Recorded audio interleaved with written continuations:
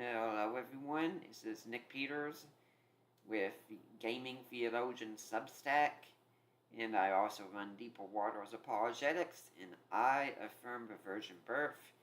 Yeah, I didn't realize that I'd have to do a little bit of uploading here, or downloading I should say, but yeah, so I'm about to get us started on the original Legend of Zelda. This is such a classic game here. I went ahead and installed my Nintendo Switch Online account just so I could do this for all of you.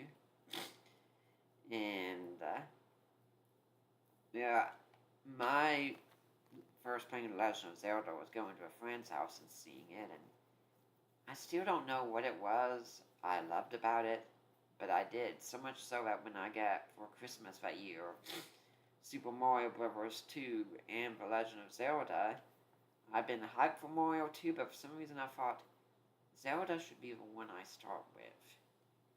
And indeed it was, and Link was a great hero of mine growing up. And I played this game I don't know how many times growing up. Sorry for the delay here if this is something new that I'm doing. So, Legend of Zelda. Yes, you can see it came out in 1986, so this is the 40th year of Zelda. And I'm going to eliminate this one. I used to have a Switch Online account. So, let's get started. This was the first game to have, I know of, to have a screen like this on the NES, and the first one to have a battery save instead of having you use something akin to, the password system, which if we grew up around that time, you knew how clunky the password system was. So, get started here. We all know you go in a cave. One of the most famous quotes in gaming is dangerous to go alone. Take this. Which is your first sword in the game. Now, for some reason, most of us always go north when we start this game. So, these enemies, when you've got 4 health, you can throw a beam from your sword like this, or Octoroks. Your first basic enemies that you encounter in the game, and the route I'm going in the game might seem odd to you all, but when I play this game, I make it that before I even go to the first dungeon. I have things like the candor, the blue ring, the magic shield, the arrow. And I'm going to be showing how to do that. But getting back to Octoroks, there are your basic enemies. There are these creatures that crawl on the land and they shoot rocks. Just like that. They're red. They die with 1 hit from the sword. Your basic wooden sword, that is. So these are, I don't remember if they're called T-kites or Tektites. It doesn't really matter.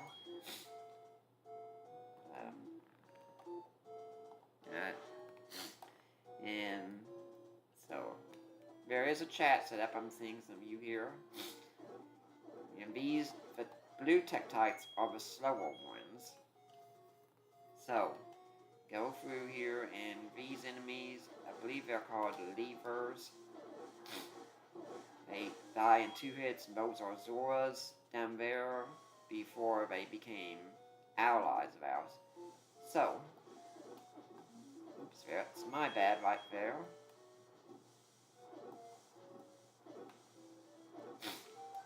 You notice once I got hit, I couldn't throw the sword anymore. So, now let's go here and look. And, oh, it's Octoroks again, so wait a second. Those take more than 1 hit. So, what the video here is about is, when it comes to Octoroks, it could be a question to ask, what is an Octorok? And by the way, I'm going to be fighting some of these guys until I get bombs. That's an important part of what I do. So, Octoroks, if we look and say where, an Octorok is a red creature that has multiple legs apparently that can move around on the ground, and it shoots rocks, and it dies with one hit from a sword. All of a sudden, though, if you come across blue Octoroks, that doesn't apply. But yet, for some reason, we'd say those are Octoroks, but they're blue and they take 2 hits. So, geez, I don't know what was going on there. So what we can discuss from this point is, well, what exactly is an Octorok? Because being an Octorok, it can't be essential to an Octorok that you're red and you take just 1 hit from a sword to die, since not all Octoroks have that property. Blue ones take 2 hits, as we said. So we could say, well, these are creatures that are in the Zelda... Okay, there's bombs I wanted. These are creatures that are in the Zelda franchise, and they crawl on the land, and they spit out rocks. Okay, here's the first thing I wanted to get. First heart container that you can get. And so, you can say, well, apparently being an Octorok can have multiple variations to it. Now, what does this have to do with anything in the area of doctrine? Let's look at another creature, a cat. I've got mine actually next to me as I play. He's sleeping on the arm of the couch. And he looks very different from, say, my parents' cat. My parents have a Himalayan. My little Shiro is a Turkish Angora cat. So, if we look at these 2 cats, they look the same in many ways, but they also look different.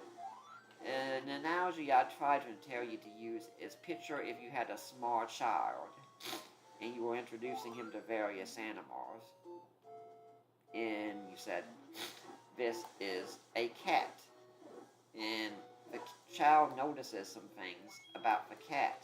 It has 4 legs, generally, that it walks on.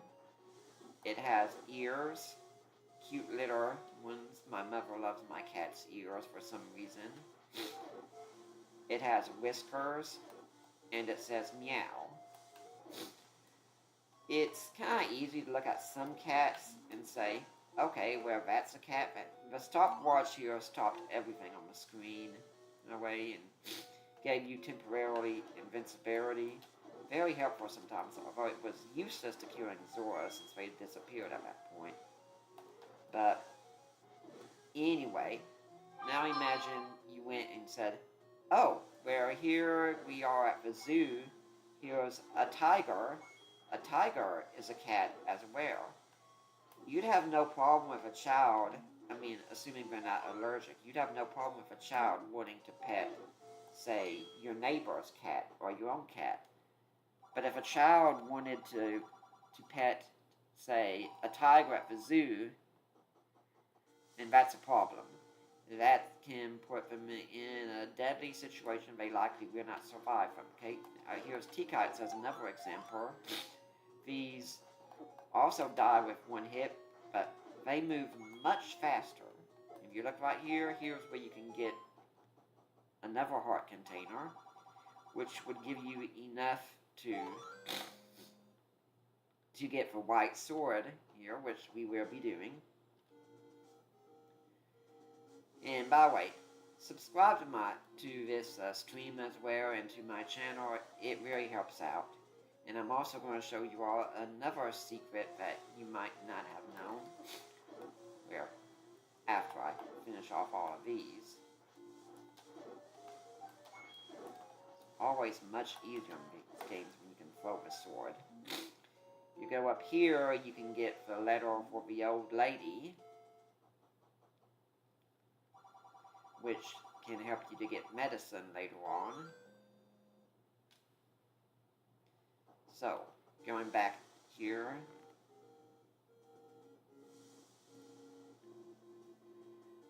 Now, something that some of you might not know, are P-hats here. These enemies can only be killed or damage I should say, definitely cured, when they stop moving. But here's a secret you all might not know. You can actually go up here, and if you do that, 100 rupees right there.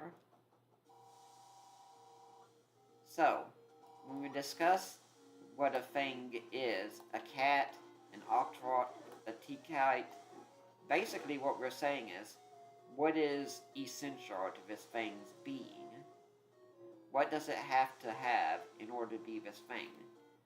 My cat, for instance, has 4 legs. If it lost a leg in some tragic accident, he would still be a cat. He'd just be a 3-legged one, might have a harder time moving around. If he lost his voice and couldn't meow, he'd still be a cat. But there is something that all cats have that aren't just common properties, but necessary properties, that if they didn't have these properties, you could not call them a cat. Okay? So, when we discuss other questions, then we can ask, for instance, a hot political question of the time is, what is a woman? Now, to me, this is, in one sense, okay, these blue enemies are called Lionars, some of the toughest ones in the game. If you played Breath of the Wild, you might remember these. They came back, then they were originally right here. But anyway, if you ask a question, what is a woman, in one sense, that is a very simple question. A woman is an adult human female that, all things being equal, can get pregnant and have children. We know the biology, we know the anatomy, we know what makes women different from men. But at the same time, it's also a very complex, deep question. What is a woman? What sets a woman apart from a man? Is it just something physical, or are there deeper levels beyond the chemical? That is a deep question. It doesn't deny the simple truth of what a woman is, but it looks a little bit deeper. Now let's look at another question. What is God? And we can ask the question, what is the nature of God that makes him what he is? Oh yeah, that's right, you can't go back that way. Okay, no biggie. What makes God, God? If you'll notice now, I'm doing more damage with this sword. And that's because it's the white one, and these were boulders that fall off of Death Mountain. No way to destroy them, they only do damage to you. And every time you come back, the Zora shows up again. Oh well, it took some damage. Try to avoid it. What makes God, God is one question, and in one sense you can easily say the omni attributes make God, God. Oh, this would be a good time to show. I'm not going to pick it up now for reasons, but if you went here and showed her this is how you can buy medicine. So what makes God, God, the omni attributes, and being a good Thomist, I'd say God's nature is his essence, his being, rather. That God's nature is to be. There are no accidents in God. By accident, I mean a property he has that's non-essential to him. Every thing about God is essential to him. And when his essence is his being, that means he's simple in everything. Not that God is easy to understand, but basically, God has no parts. Now, we could get a lot deeper into this, but we can then ask the question again, what is a man? The famous question Dracula asked in one of the Castlevania games. And when we ask that question, then we can ask, what is the incarnation? What makes God, God? What makes man, man? And how did these two work together? How does Jesus possess a fully human nature and a fully divine nature, which I definitely uphold we have to say there are some great differences between them, but is there anything necessarily contradictory? For instance, men by nature are not omniscient, but does that mean that if Jesus is omniscient, he can't be a man? These are complex questions of theology. I'd say no, it's a common property. It's not necessary that God can take on a human nature if he so desires. Now we're going this way here because I'm going to show you all how I get the blue ring early on here. And questions of nature are so important because when you ask about what affect about something, one of the most important questions you can ask about something is, what is it? So, I mean, looking at this topic I've got going on here, we start with a simple question: what is an Octorok? And then wound up discussing what is man, what is God, what is in their nature. Everything that exists has a nature to it of some kind. Later on we're going to upgrade the shield as well. And I plan on playing until 9 p.m. Central Time today. So, what anything is the most important question you can ask about it, and I would hope that looking at something like this, you'll start and think, yeah, what is something? What makes something the thing that it is? And generally, your tip here is that if you're standing still, there are arrows that they fire at you, they can't really do anything to you. So, that's my strategy for fighting those guys, is just stand still as long as I can. I guess one thing I could do here at this point also, but actually I think I'm going to play the safe route and get the blue ring first, since the blue ring reduces all damage you get by half. But if you don't know, there is a way to get through the Lost Woods early on. I'm going to be showing you that one. And by the way, keep in mind, friends, I'm playing this without a strategy guide or anything here whatsoever. I'm doing this all from memory, because I've played this game so many times, I know it that well. A lot of people, when they approach the Legend of Zelda for the first time, they get very lost in it, and that's understandable because it really doesn't tell you where to go or what to do. You're just firing blind, but back when we grew up, that was the point. That you had to learn by experience, and you went and you learned on the playground everything you wanted to know, or by reading a magazine like Nintendo Power, which actually covered the second quest before anything else. So, I learned a lot about the second quest that way, but we are going to be focusing right now on the first quest. We will do the second quest later on. There was also a trick that if you wanted to avoid a lot of enemies, you could just leave one on screen. Not bothering with that one, because that's not really my go. I'm only leaving that one there because I just don't want to keep going back and forth. Yes, I'm being lazy. Deal with it. But our goal right now is to get 250 rupees.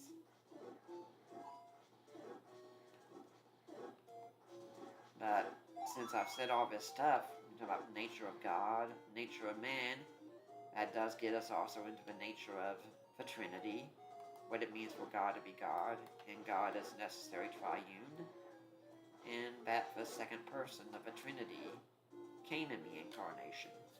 You know, it takes a little while for all these enemies to respond, so that's why we're going back and forth. And the more solid rupees that you see are ones that are worth 5, those are the ones we really want to get.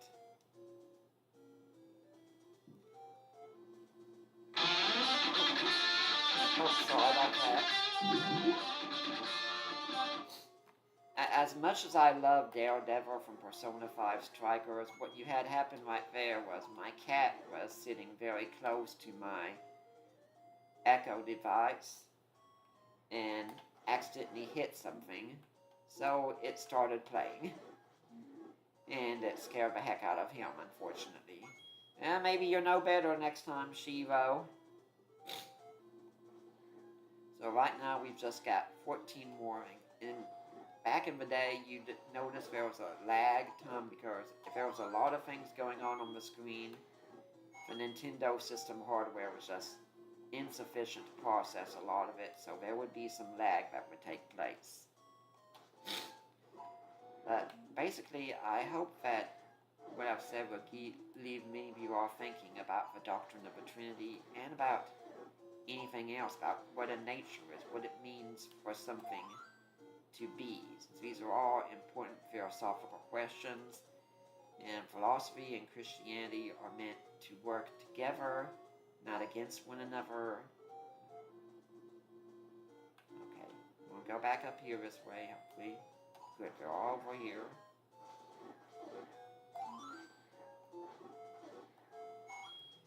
Now this is a longer way to begin this game, but it's one that I find more enjoyable to do the long run, to go into the first dungeon and have everything waiting right there for you.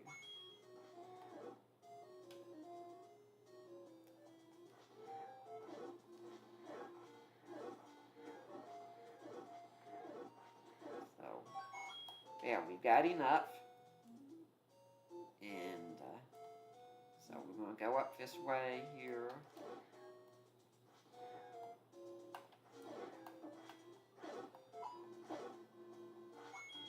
As you can see, I've taken 1 heart of damage now. But once we get the blue ring,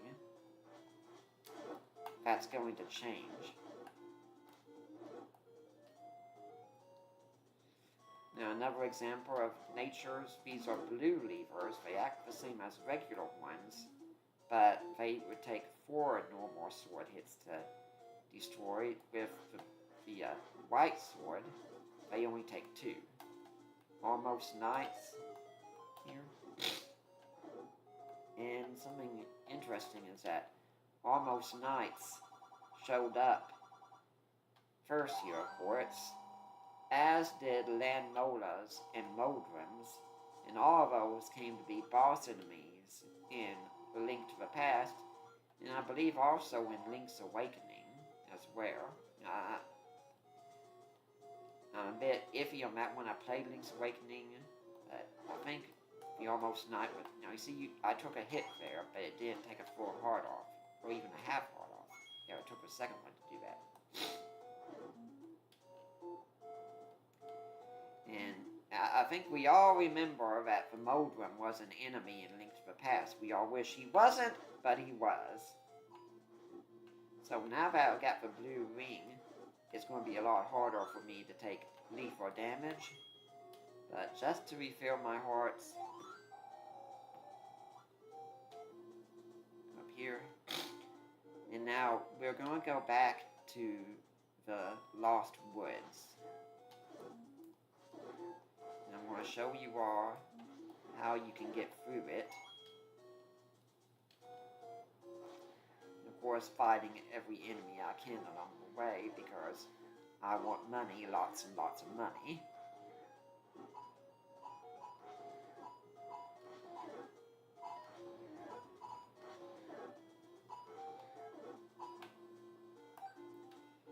Now later on, when I get the candle, I'll be able to burn some of these trees and get even more money. For some reason, even if I don't need the fairies, I like to try and pick them up either way. So, north, west, south, west, and there you go. Now my regular shield won't block the swords of these liners, which again, here you go. Some are red, some are blue, and that makes a difference in how much damage they take. So I'm going to be avoiding their swords to the best of my ability.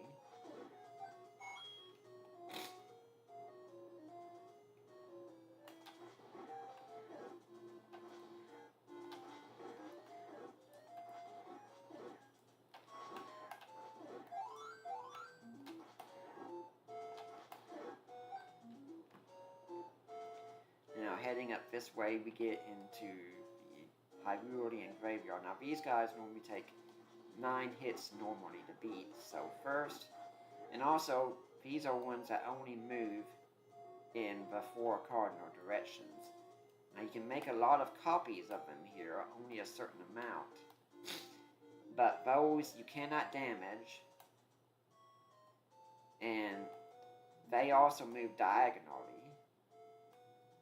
So, what I have to do now is find the one that was the original, which, unfortunately, I lost sight of.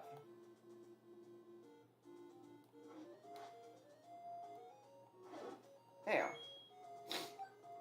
And all the rest of them die at that point, and you can get the rubies. Now, you could hypothetically have more guineas get made, but those you could do nothing about, so you might as well run.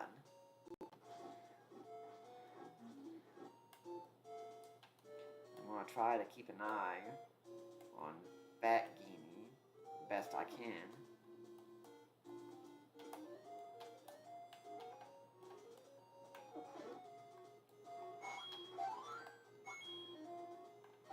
See, this is a great place to go to get money.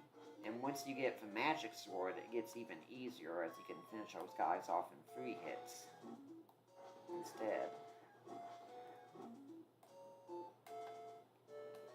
We're not going to be able to get the magic sword until we go into, I believe, level 5.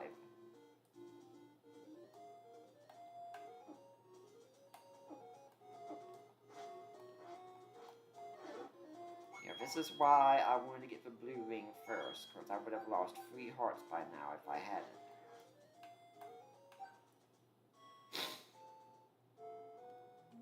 So, go back over this way. Now, right up that way is level 6, probably the most hated level in the original Legend of Zelda. We're not going to go there yet.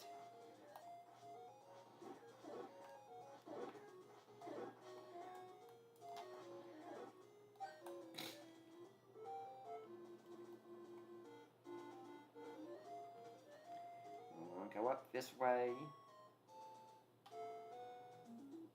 And here is another item that an almost knight is guarding. The power bracelet. So you can move very big rocks. Now, the next item I want to get is the candle.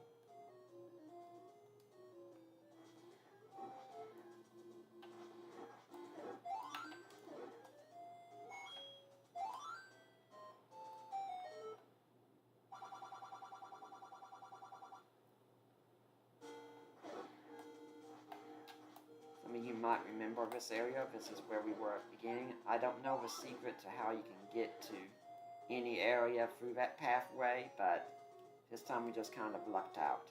If there is a pattern, I just don't know about it. I'm not saying there isn't one. But our goal right now is to get to 60 rubies, which we've done. So now I'm going to go to the item screen. Oh, not yet. Sorry.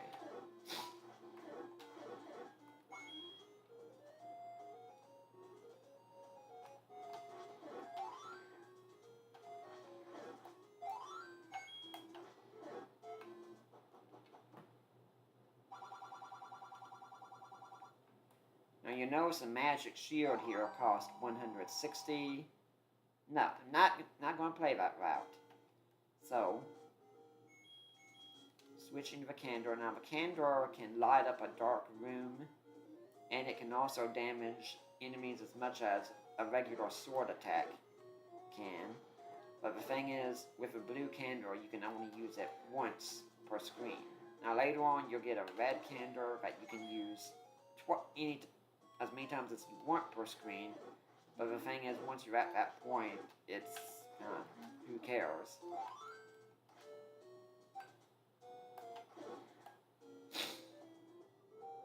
We've got 2 more items we want to get here.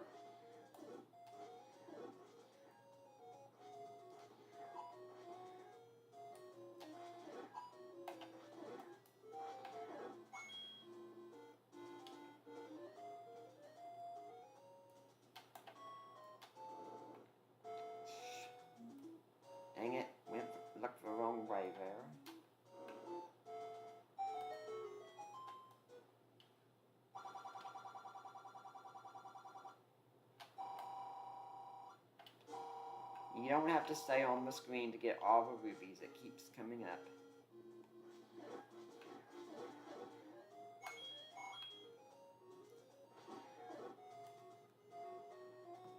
And let's just get another little bonus just to be safe. Thing is, after you've done a lot of the shopping at the beginning of the game, there's not much need to do anymore after that. There's only a few items you have to pick up from time to time.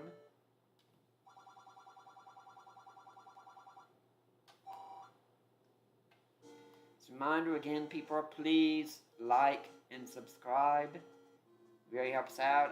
I'm trying to see what some of you all are saying in the chat. I'm not seeing everything, but I like knowing that you all are talking about what you're seeing here.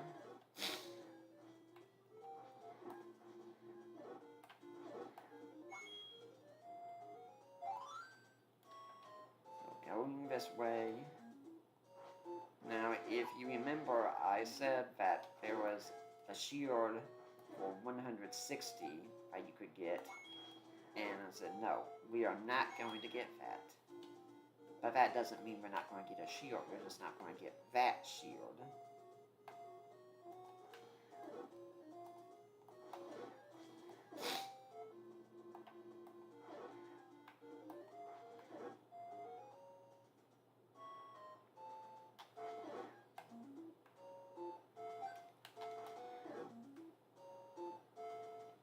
I don't really need all the hearts, but pick them up anyway, even though they're completely useless. What can I say?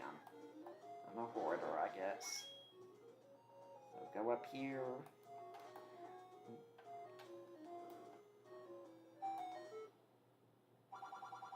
And in this cave, it's just 90 rupees. And that's what we're going to go with.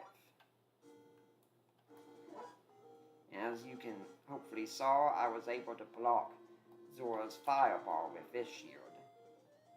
Also, interesting thing you might not know, but you can look and see the cross on Link's shield. Link canonically actually is a Christian. There's artwork from, I believe, Ocarina of Time depicting Link kneeling before a crucifix. So, yep, Link's a Christian. So I'm going to try and remember those right there. I know it's right around here, I just usually lose sight of which one it is.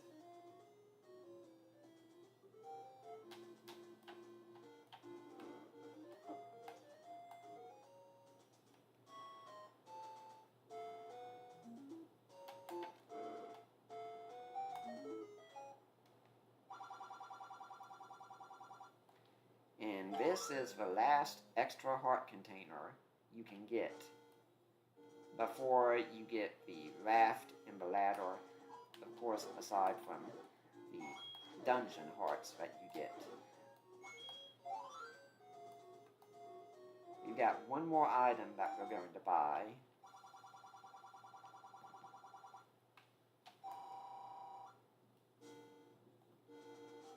Here you go. And that's going to be the arrow.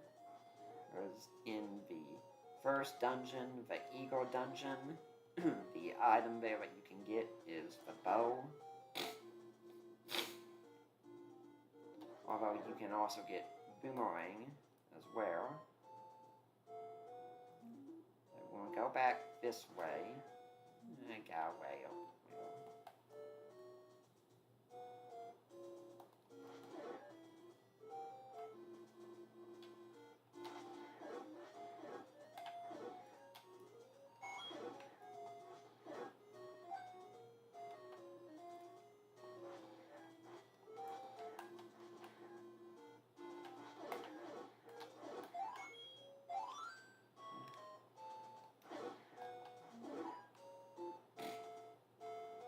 This is the merchant we want.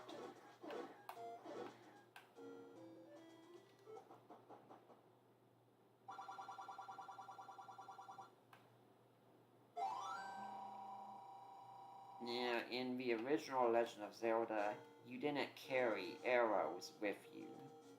Instead, every time you fired an arrow, to which you had to have a bow to do that, then you lost a rupee. Which really wasn't that big of a deal for this game. So technically at the max you could fire 255 arrows without having to do anything else.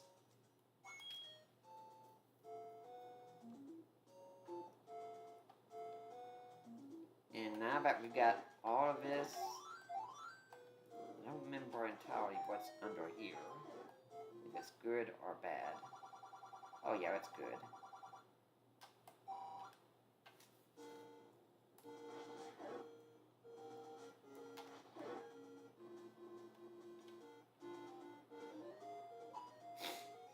Now we're going to go into the first dungeon of the game.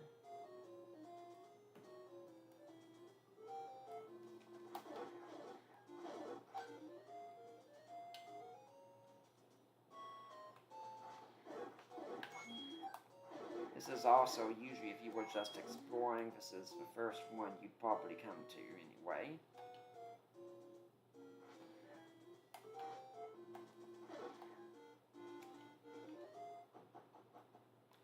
This one is level 1, the Eagle. And these bats are known as Kisi, and they showed up regularly in many Zelda games, including the latest Breath of the Wild, Tears of the Kingdom, and Echoes of Wisdom, which I actually enjoyed Echoes of Wisdom. And these are style foes, which also showed up in several games later on.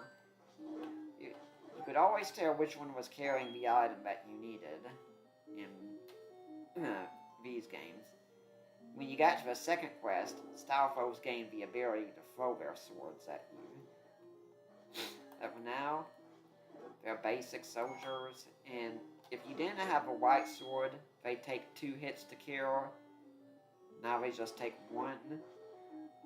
Which, again, this is the benefit of coming here so powered up.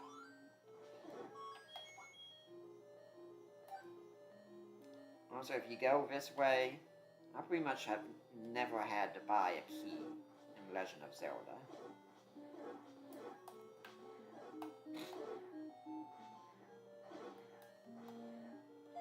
Now, a compass would show you where the piece of the Triforce was in the dungeon. If you don't know, you had to go into all 8 dungeons before Death Mountain, the final one, and get a piece of a Triforce. And then, after you did that, you could go rescue Zelda, slay Ganon, save all of Hyrule, until, the next game.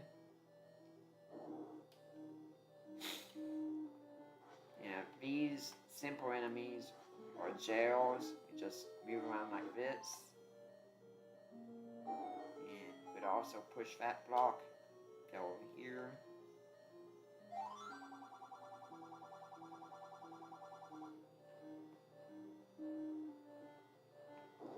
Anyway, aside from that first old man, pretty much nearly everything else they say is indecipherable to most people.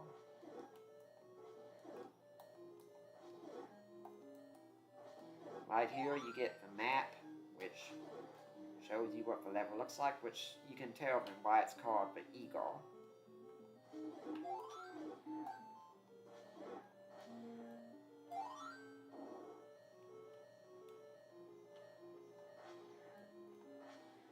And these are the first appearance of the Warriors, which are known for boomerang throwing. Now you will get the wooden boomerang in this level, and when you get the magic boomerang later on, the Warriors update their boomerangs. These are traps, you step in their way, and they go off. They're slow to retract, that's when you're supposed to go around them.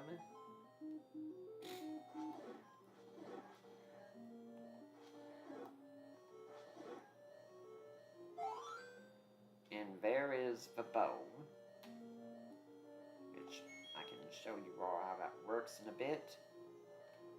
But the arrow from the bow does as much damage as the white sword does. And now my little kitty has jumped right back up here again. Hopefully he's learned his lesson about not touching the device.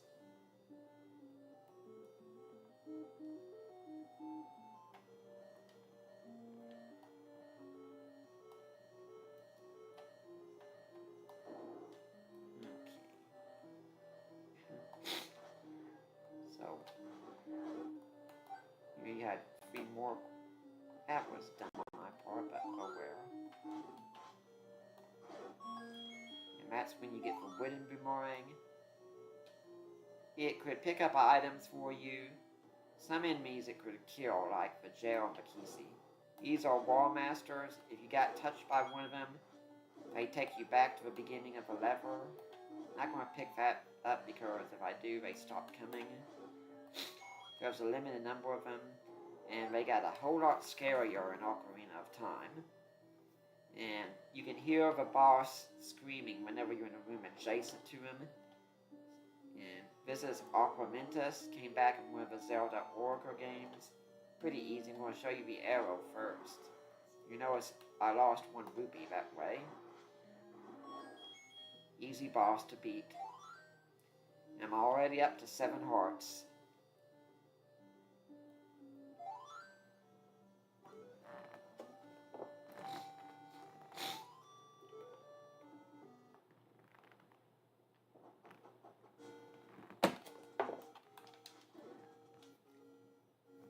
So my plan at this point now is to finish the 2nd dungeon, and after that I'll probably call it the day for then. So I've got other things I have to do. Busy PhD student after all. But I hope you'll do that, and yes, I will be regularly streaming things from now on now that I've figured out how to do it. And if you all have any requests for some games you'd like to see or some topics you'd like to have discussed, let me know. I'd really love to hear what you all have to think and say. Sometimes I'd like to make it a game to see if I could finish off all of these levers the first time before they disappeared. Sometimes I could. Most of the time I didn't.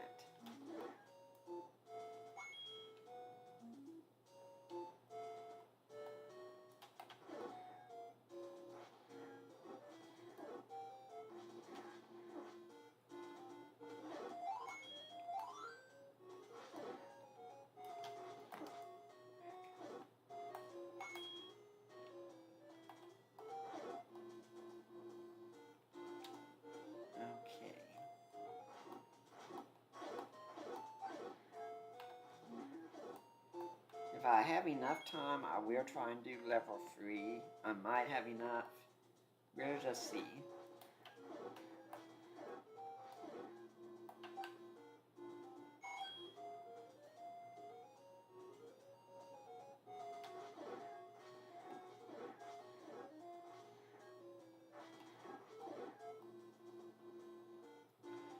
Right now, the goal was just to make it to level 2. And if I really wanted to, I also have enough money now that I could buy some medicine. And also, one other item I can buy later on that I'll need when I get to level 7 is the bait, which is probably the most useless item in the original Legend of Zelda. You only need it so you can get past an angry Goriad, which I wanted to keep saying, why can't I just finish the guy off with my sword? I've got a good reputation of doing that one.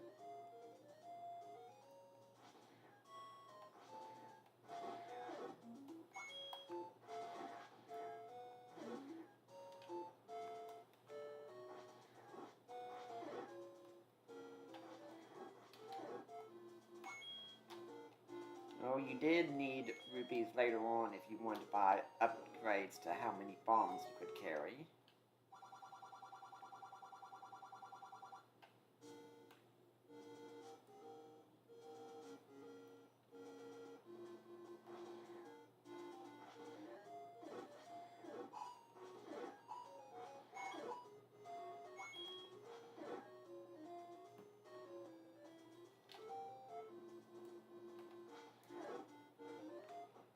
this is level 2. I think it's the moon level. It's a pretty straightforward. These snakes are called ropes.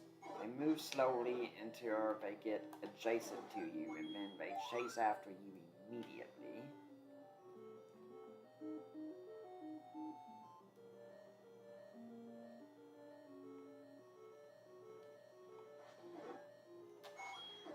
When you get to the second quest, they take 4 regular hits to defeat. I'm just going to switch to the boomerang just because I can for now.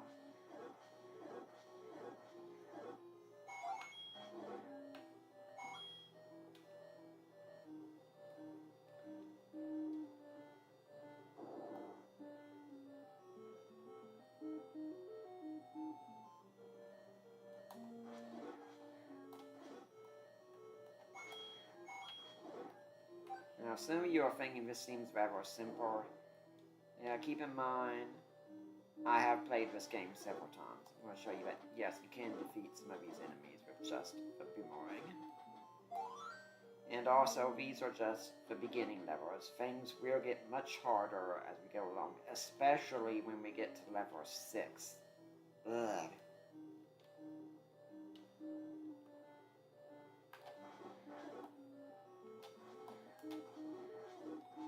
You could also use the boomerang to pick up items like that. You can get ones like, say, the keys or treasures or anything like that, but common enemy drops, yeah, you could pick those up.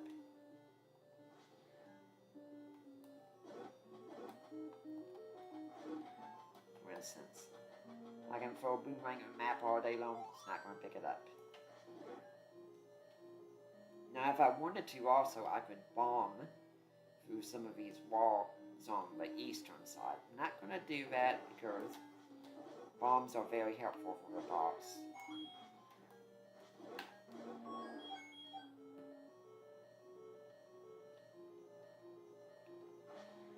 And here we're back to the topic of essences again, with a blue Goria showing up for the first time.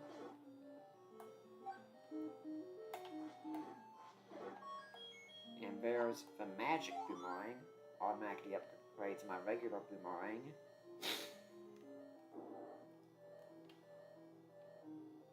And this is the original Moldrin. Aren't we all glad that Nintendo decided to just bury this guy behind and never bring him back in some annoying fashion? Oh, wait, I'm being handed a note right now. As you can see, the magic boomerang, goes a lot further than the original one.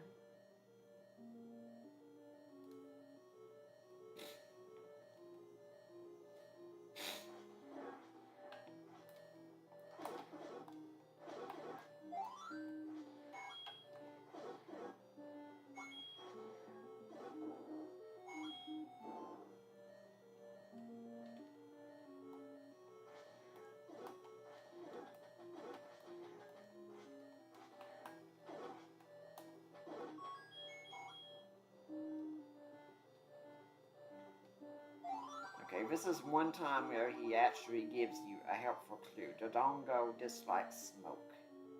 And Dodongo did come back in Link to the Past and in various other games. It's interesting, there are some enemies that showed up in the original Legend of Zelda that just disappear after that.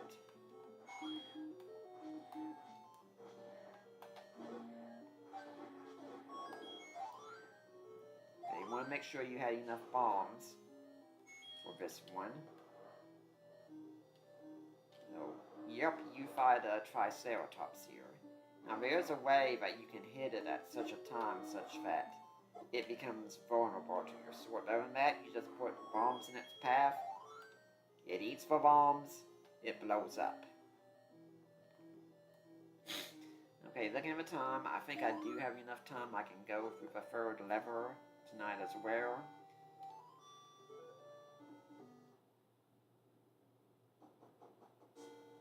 As you can see, I've got 8 hearts now.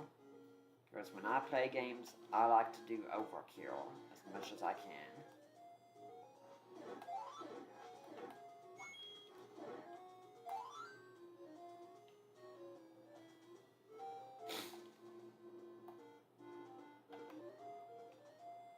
And I think I'm going to try and bypass some of these guys just because I want to get you all so you can see the 3rd level.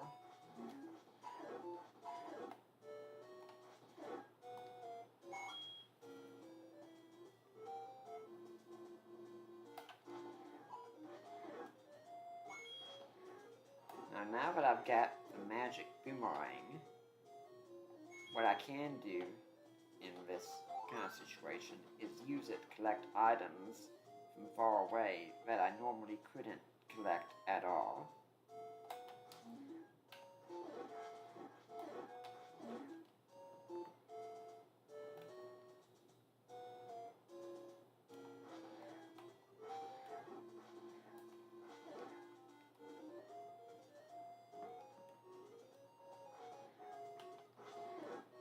I don't know if I'm getting the Switch audio coming through here. If that's not the case, I'll have to have someone come by and look at this sometime. And as you can see, as someone as we went through here earlier tonight, now it's a whole lot easier to just tear through these guys.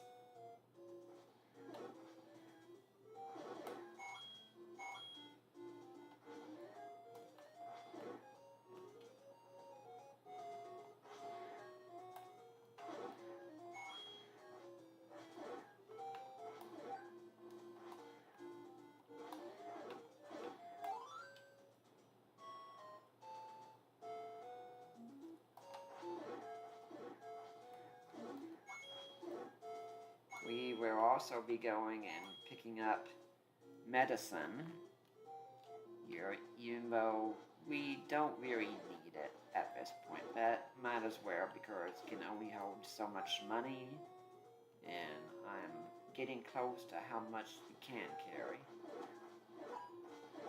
Max, that is.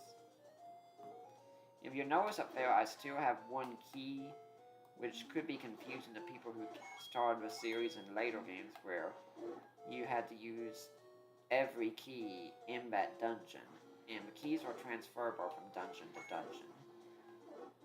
The puzzle in a lot of later games was, okay, how do I get to that key, or where is that key? That wasn't an issue in the original Legend of Zelda. As you've hopefully seen by now, you could even just buy keys if you needed to. Blue one can only use once, red one you can use twice. Use it the first time it becomes blue, and it would refill all of your hearts immediately. There was no such thing as capturing a fairy, and when you died, the fairy would revive you. That didn't come about until Link to the Past.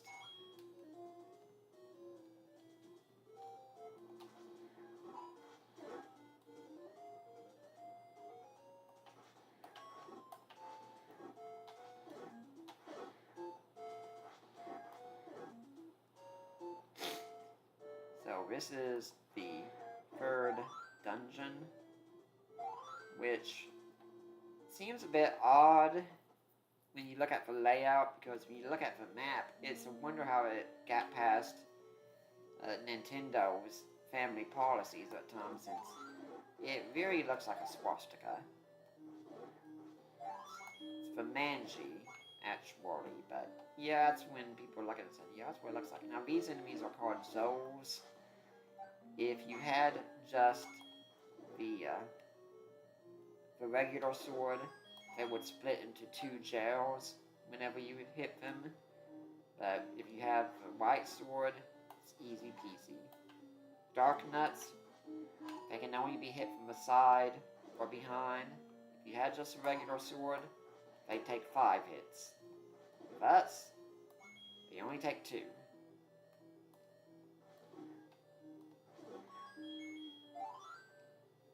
Maximum number of bombs you can carry at this point is 8. You can get it upgraded as far as you can to 16.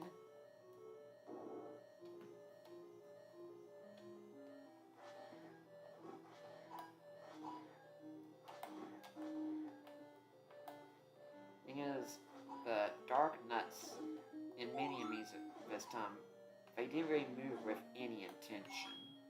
It wasn't like they were homing in on Link or anything. They just moved to move.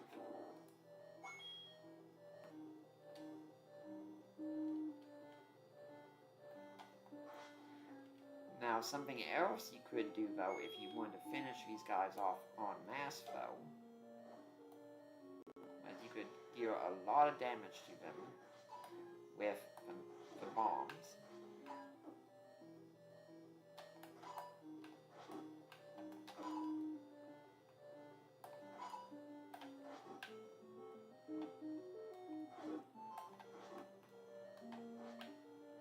I can actually hear Shiro next to me snoring.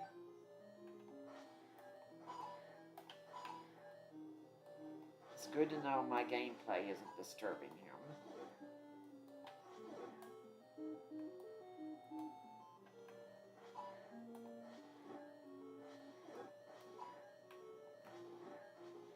You don't have to finish all these enemies off, but I'm a completionist type. I like to do that.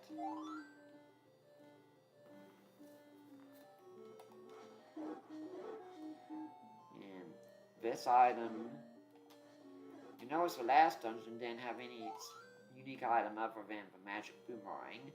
This one is the raft. That would be essential to getting to level 4. And we will use it to get another heart piece as well.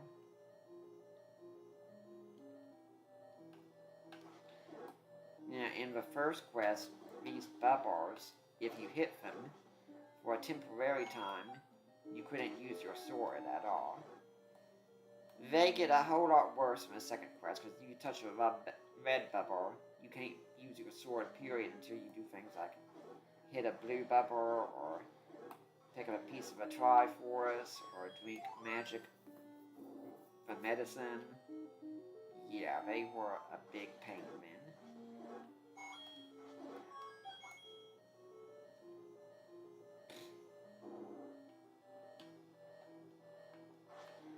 And going this way just to be completionist.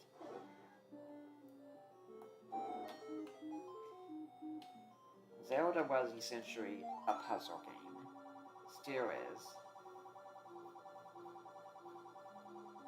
Yes, I did. It was very fun. Would you like to see it? You know, the old man didn't take kindly to being hit. And yet he never died. It makes you kind of wonder, why didn't he go and fight Ganon?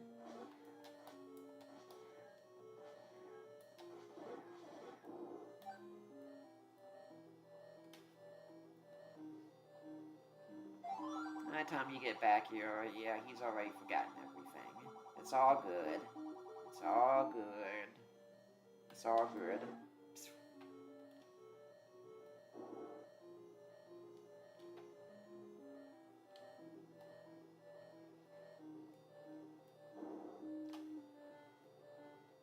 Now, I hope in talking about nature as well, I gave everyone here something to think about. That you can use a simple game like The Legend of Zelda as a springboard to get into deep theology and philosophy as well. You know, these guys, they were able to be hit from the blocks, which made it such a great place to go to.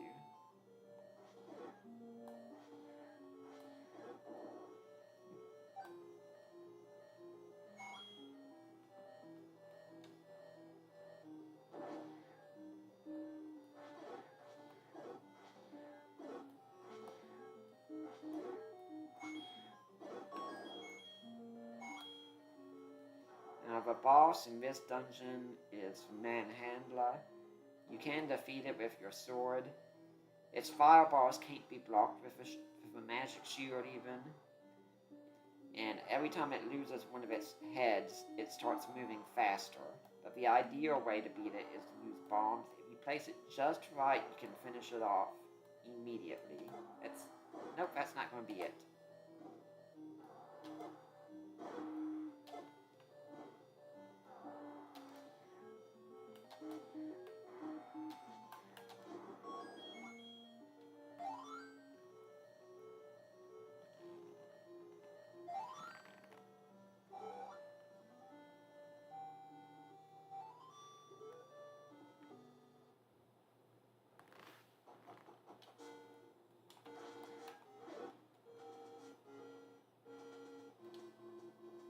So, that's going to be it for today. We're going to create our save point here.